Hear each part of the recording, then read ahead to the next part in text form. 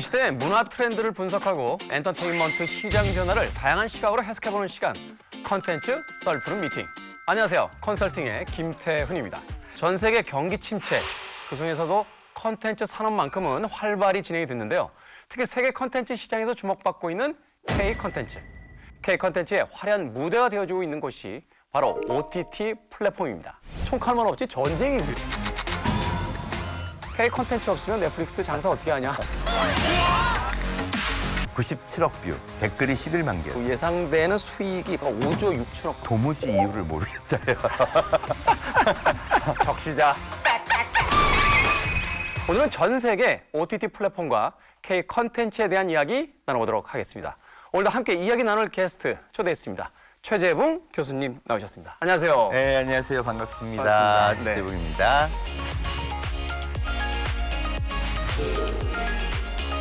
기계공학 박사님이시고 네. 또 최근에 포노 사피엔스라고 네, 하는 네, 네. 또 이 인류에게 이제 주어진 이 스마트폰이라는 기기를 통해서 어떤 문화를 이제 분석을 하셨었는데 네.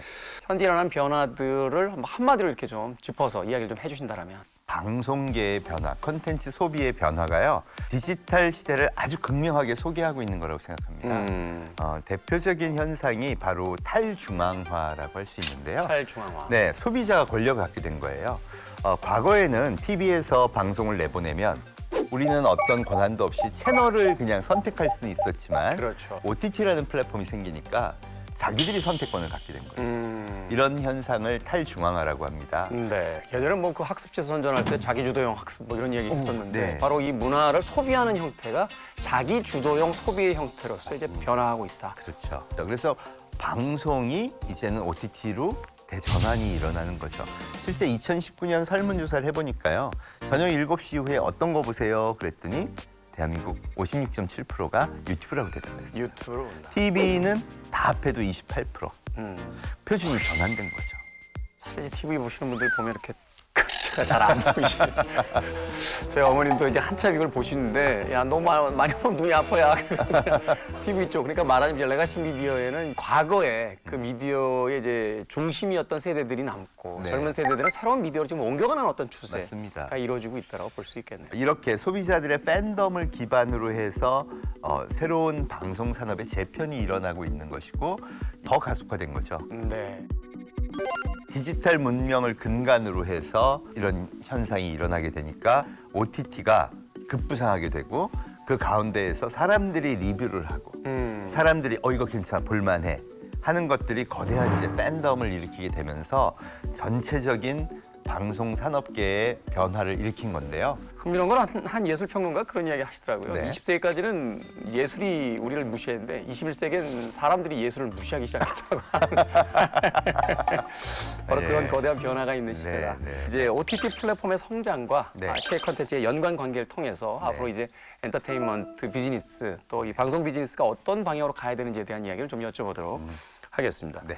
최근에 뭐 K 컨텐츠는 이제 일종의 그 일반 명사가 된 듯한 뭐 그런 느낌이 듭니다. 네. 신한류라고 불리는 이제 문화가 전 세계적인 인기를 끌고 있는데 이걸 거대한 흐름에서 어떻게 해석을 해볼 수 있을까요? K 컨텐츠의 위력이 전 세계적으로 번진 건 OTT라는 플랫폼이 있었기에 사실 가능했던 거죠. 그렇죠. 안 그러면 이제 우리의 영화를 가지고 나가서 시장에서 팔아서 그 나라에 있는 극장에서 상영을 해서 뭐 이런 맞습니다. 과정들을 거쳐야 맞습니다. 되지만 그 처음이 음악인데 BTS의 팬덤도 너무 신기하지 않습니까? 그렇죠. 막 수많은 사람들이 모여서 아미라는 걸 결성하고 그 힘이 결국 자본 권력과 방송 권력을 이기고 이 BTS를 세계 1위의 가수로 만들었고요. 네. 또 유튜브 조회수 1위는 어딘지 아세요? 유튜브 조회수 1위요. 네, 97억 뷰.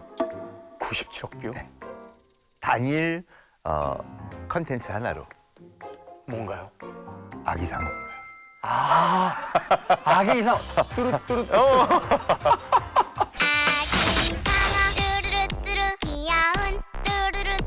그 노래를 좋아하는 애기들은요. 아직 무슨 교육도 안 받은 거잖아요. 그렇죠. 그렇죠? 그 아이들이 접할 수 있는 여러 컨텐츠가 있는데 대표적인 게 디즈니 겁니다. 겨울왕국, 엘사, 우리 시대로 따지면 뭐 미키마우스 뭐 이런 거잖아요. 아니 저는 그 세대는 아닙니다.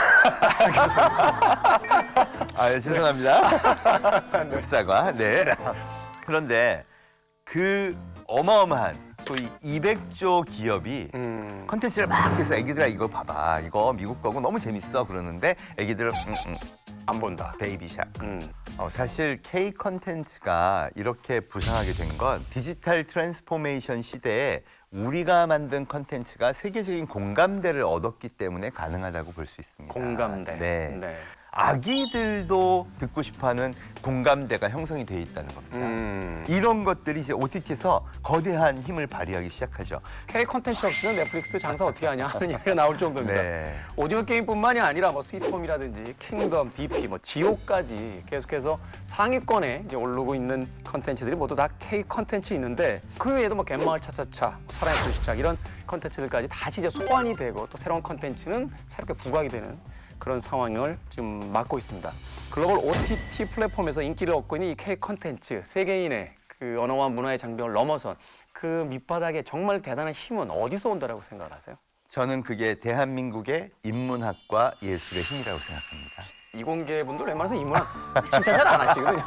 저는 인문학이 힘을 갖고 있지 않다면 그건 절대 일어날 수 없는 일이라고 생각을 하죠.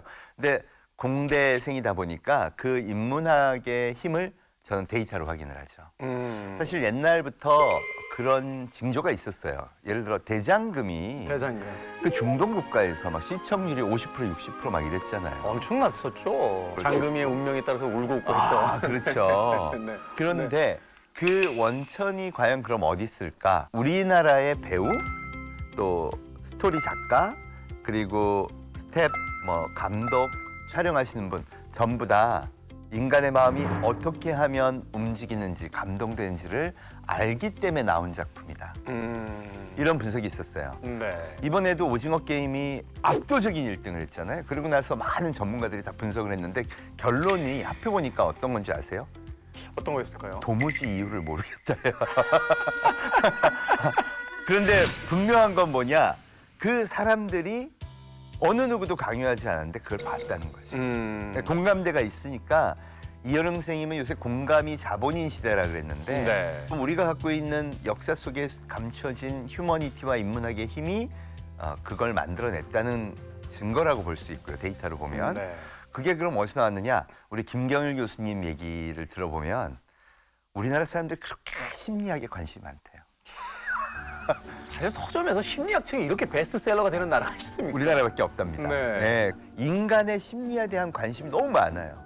옆 사람이 무슨 생각을 하고 있는지, 나는 누구인지, 네. 또 우리는 어디로 가는지에 대한 뒷담화도 그래서 엄청 많고요. 네. 그리고 쟤는 그래서 그랬을 거야.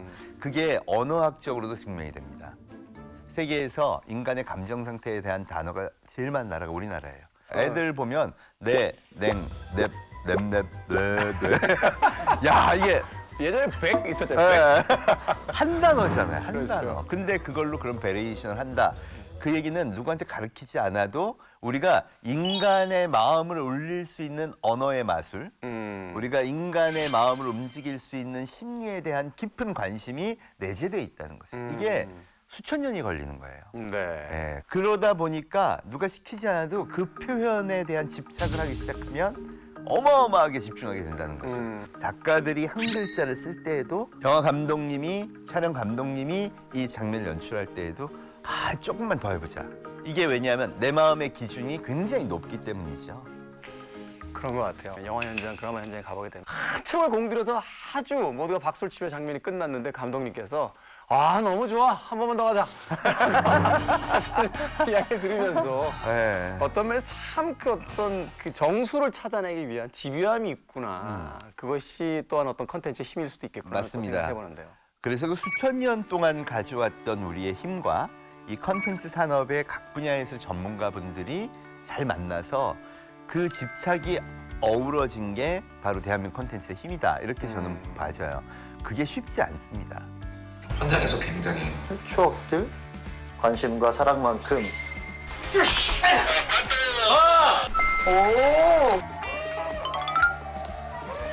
자, 이 OTT 플랫폼의 성장과 함께요. 각 플랫폼 간 오리지널 시리즈 경쟁도 치열합니다. 글로벌 OTT 전쟁 속에서 이 뒤늦게 출발한 토종 OTT 플랫폼.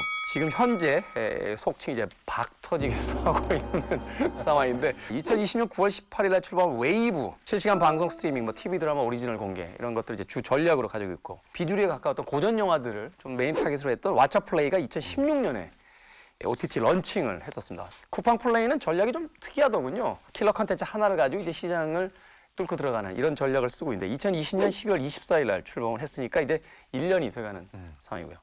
티빙이 흥미롭습니다. CJ ENM이 드디어 OTT에 뛰어들었습니다. CJ ENM이라고 하면은 사실은 케이블 TV의 뭐 거의 제왕이라고 불릴 수 있는 그렇죠. 플랫폼을 가지고 있는데 특히나 이제 흥미로운 게 스포츠 독점 중계를 통해서 이 사실은 이 다양한 콘텐츠에서 좀 멀어져 있는 남성들을 이제 주 타겟층의 하나로서 잡고 있다는 거. 유로 2020 그리고 분데스리가 등 티빙에서 독점 중계한 스포츠 콘텐츠 또 샤크 더 비기닝과 같은 남성 중심의 콘텐츠를 통해서 남성 가입자의 증가율 또한 231%까지 늘어났습니다. 자, 그 중에서도 또 술꾼 도시 여자들과 대성적인 어떤 콘텐츠에 이제 많은 투자를 하고 있는 플랫폼으로서 성장을 하고 있는데 자, 삽시간이 늘어났어요. 네. 넷플릭스가 들어올 때만 해도 야, 이러다 국내 TV 다 죽는 거 아니야? 라는 걱정을 하던 그런 시기가 있었는데 지금 읽어드린 것만 해도 4개의 지금 토종 OTT가 이제 시장에서 경쟁을 벌이기 시작했습니다. 네. 이렇게 빠른 성장 요인이 있다면 어떤 것일까요? 우리나라가 유난히 스마트폰 활용률이 높은 나라입니다. 2018년에 세계 1위 할 때 94%였는데 네. 그때 일본이 66%였습니다. 얼마 전에 외신 보니까 일본 국회의원들은 그 국회에서 노트북을 사용한 게 작년부터인가요? 그때까지도 서류 뽑아가지고 계속 이거 밑줄 긋고 있었다고 그러더라고요. 그래서 국가적으로 그런 새로운 문명의 적응도가 국력, 디지털 문명에 있어서의 국력이라고 할 수 있거든요. 네. 그럼 국내 토종 OTT가 살아남을 수 있는 비결은 대한민국 국민이 스마트폰을 통해서 OTT를 적극적으로 활용하고 있기 때문에 가능해졌다는 거죠. 그럴 수 있겠네요. 네, 교수님은 구독하고 계신 OTT 몇 네. 개나 되십니까? 3개 있습니다. 3개요? 네, 유튜브, 유튜브, 넷플릭스, 넷플릭스, 그리고 우리나라의 티빙입니다. TV. 네, 말하자면 캐릭터별로 하나씩 딱 대표적인 맞습니다. 네, 네, 네. 기억에 남는 컨텐츠 있다면 좀. 최근에 이제 술꾼 도시 여자를 열심히 보고 있습니다. 너무 공감되고 너무 재밌어요. 최근에 흠뻑 빠져 있습니다.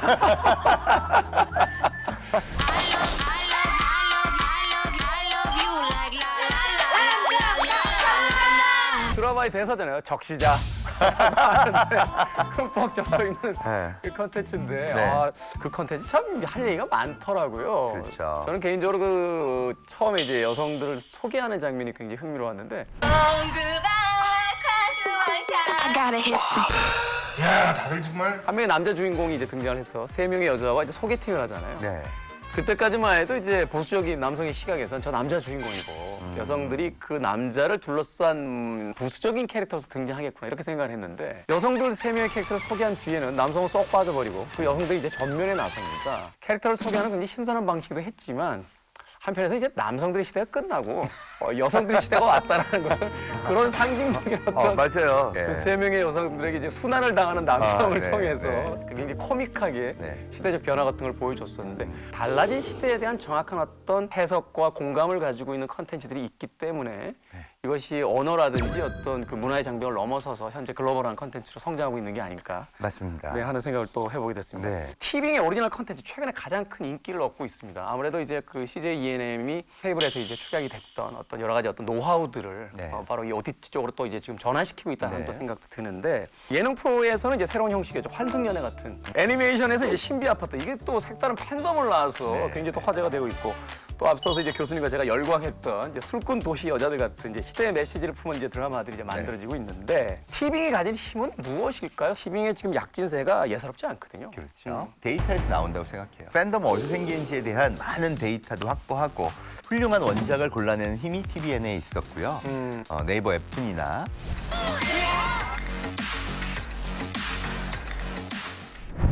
웹툰, 웹소설 등 원천 IP를 활용한 LTV 밸류의 확장입니다. 오리지널 제작의 지속성을 높이고 티빙만의 정체성을 확고히 해나갈 네이버와의 강력한 파트너십은 티빙의 최대 강점으로 작용할 것입니다. 그 다음에는 이제 만드는데 디테일이 필요한데 네. 훌륭한 PD들을 많이 확보하셨더라고요. 아. 예, 그래서 히트작을 많이 만든 PD들과 스태프들을 잘 또 활용해서 오리지널 원작을 잘 드라마화했고 그게 팬덤을 만드는 가장 중요한 핵심이라고 생각합니다. 네. 네. 말하자면 이제 고급 레스토랑을 오픈을 했는데 이 레스토랑의 어떤 승패가 나기 위해서 가장 중요한 것은 아주 고급 신선한 원재료가 있어야 되는 맞습니다. 것이고 그것을 잘 배합할 수 있는 셰프들이 있어야 되는데 네. 그 두 가지 측면을 가장 완벽하게 지금 네, 그 조성해 놨기 때문에 티빙의 약진이 이제 설명이 된다. 맞습니다. 하고 네. 이 이야기를 해주셨습니다. 네.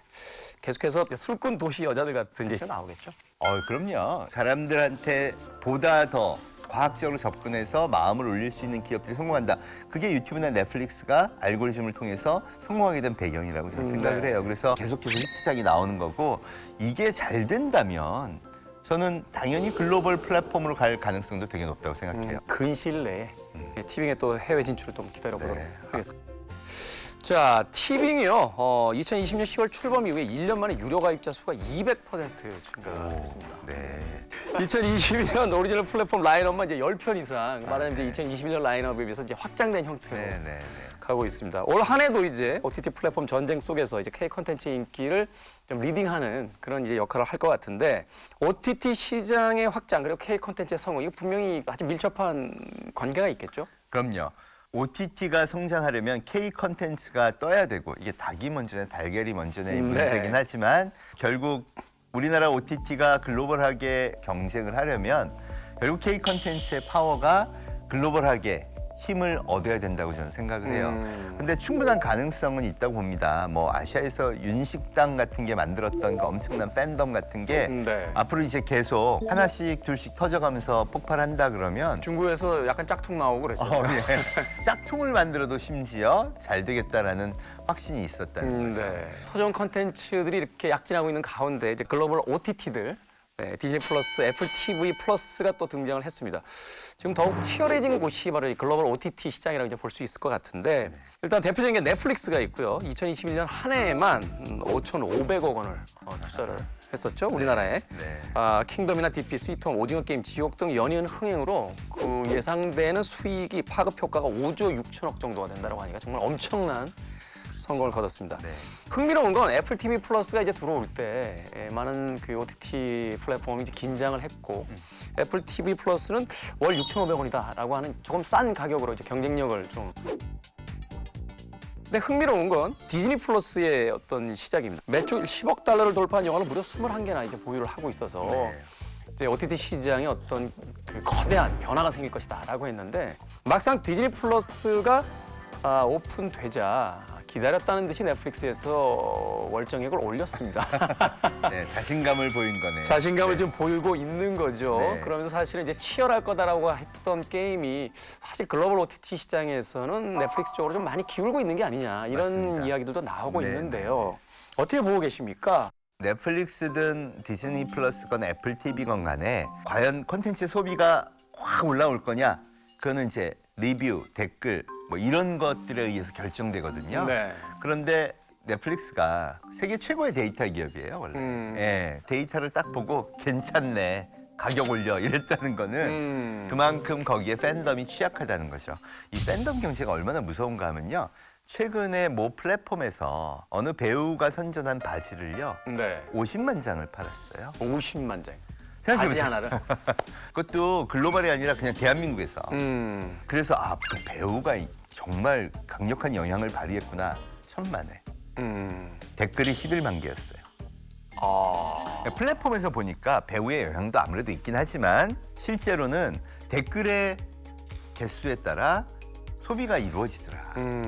그래서 강력하게 이제 넷플릭스가 밀고 가는 게 아닐까. 약간 그렇게 보여집니다. 섬찟하기도 하네요. 네. 그 한 조사를 보니까 한 개인의 어떤 시청 패턴을 봤을 때 유료로 선택해서 효용적으로 볼 수 있는 게 2.5개에서 3개 정도까지다. 네. 그래서 넷플릭스가 가격을 올려라고 했다라는 건 사실은 경쟁을 하는 업체를 밀어내려는 의도도 있는 거잖아요. 그렇죠. 말하자면 2개, 3개를 선택해서 부담스러운데 금액이 내가 정말 봐야 할 곳이 금액을 올려버리면 필요 없는 거 하나를 잘라내야 되는 상황이 펼쳐지니까. 맞습니다. 정말 이거 총칼만 없지 전쟁이 그렇습니다. 전쟁판입니다. 여기는. 네. 상대적으로 그 이야기는 컨텐츠에 자신만 있다라면 더 높은 부가가치를 얻어낼 수도 있다라고 맞습니다. 네. 생각해 볼 수 네. 있겠군요. 네. 어떻게 대처해야 되겠습니까? 우리의 토종 OTT들. 결국은 컨텐츠 싸움이 될 거라고 봅니다. 그리고 이제 디테일로 승부를 걸어야죠. 우리가 갖고 있는 강점이 과연 무엇인지, 그리고 우리가 만들어냈던 컨텐츠들이 어떻게 해서 강력한 팬덤을 만들었는지를 계속 분석하면서 소위 로얄티라고 하는 이 팬들의 어떤 시청자들의 충성도를 어떻게 얻어낼 것이냐. 맞습니다.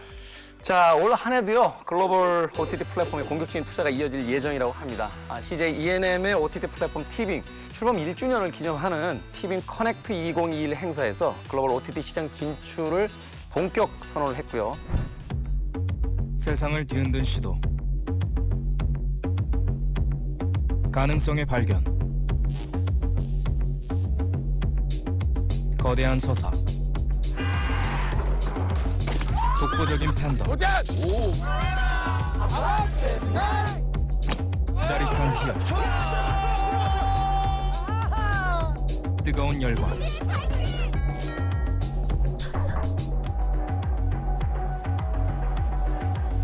이 모든 것은 티빙의 수식어. 나영석, 이욱정, 석종서 PD, 이준익 감독을 내세워서 컨텐츠 경쟁력에 대한 자신감을 이야기하고 있습니다. 자, 새로운 산업혁명의 시대, 컨텐츠 산업의 시대를 이끌어갈 강력한 무기 OTT 플랫폼, 국내 OTT 플랫폼의 활약, 앞으로도 좀 더 많이 기대를 해주시길 바라겠습니다. 긴 시간 동안 물론 편집을 짧게 나가겠습니다만 저희들에게 그 고견 들려주셔서 너무 감사드립니다. 감사합니다. 앞으로 자주 나오셔서 또 좋은 이야기도 부탁드립니다. 네. 교수님. 네, 고맙습니다. 꼭 나오겠습니다. 네. 감사합니다. 흥미롭네요.